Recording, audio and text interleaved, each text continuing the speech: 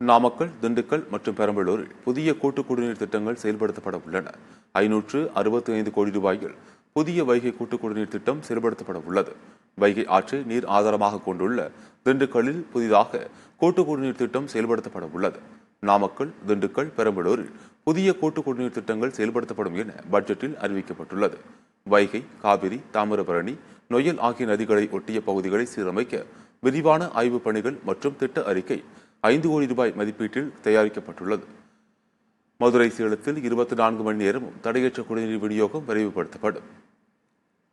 கொள்ளிடம் ஆற்றினை நீராதாரமாக கொண்டு பெரம்பலூர் மாவட்டம் பெரம்பலூர் நகராட்சியில் உள்ள சுமார் 65,000 மக்களுக்கு தேவையான அளவு குடிநீர் வழங்கும் பொருட்டும் பெரம்பலூர் மாவட்டத்தில் எறையூர் மற்றும் பாடலூரில் அமைந்துள்ள சிப்காட் தொழில் வளாகத்திற்கு தேவையான நீரை வழங்கும் பொருட்டும் ஒரு கூட்டு குடிநீர் திட்டம் 366 கோடி ரூபாய் மதிப்பீட்டில் செயல்படுத்தப்படும்.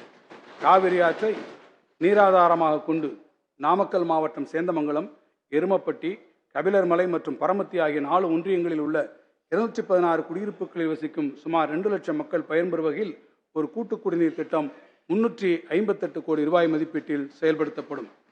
வைகை ஆற்றை நீராதாரமாக கொண்டு திண்டுக்கல் மாநகராட்சி, சின்னாளப்பட்டி, சேபுகம்பட்டி பேரூராட்சிகள் மற்றும் ஆத்தூர், நிலக்கோட்டை, வத்தலக்குண்டு ஆகிய ஊராட்சி ஒன்றியங்களில் உள்ள 425 ஊரக குடியிருப்புகளில் வசிக்கும் சுமார் 6 லட்சம் மக்கள் பயன்பெறும் வகையில் ஒரு புதிய கூட்டு குடிநீர் திட்டம் 565 கோடி ரூபாய் மதிப்பீட்டில் நிறைவேற்றப்படும்.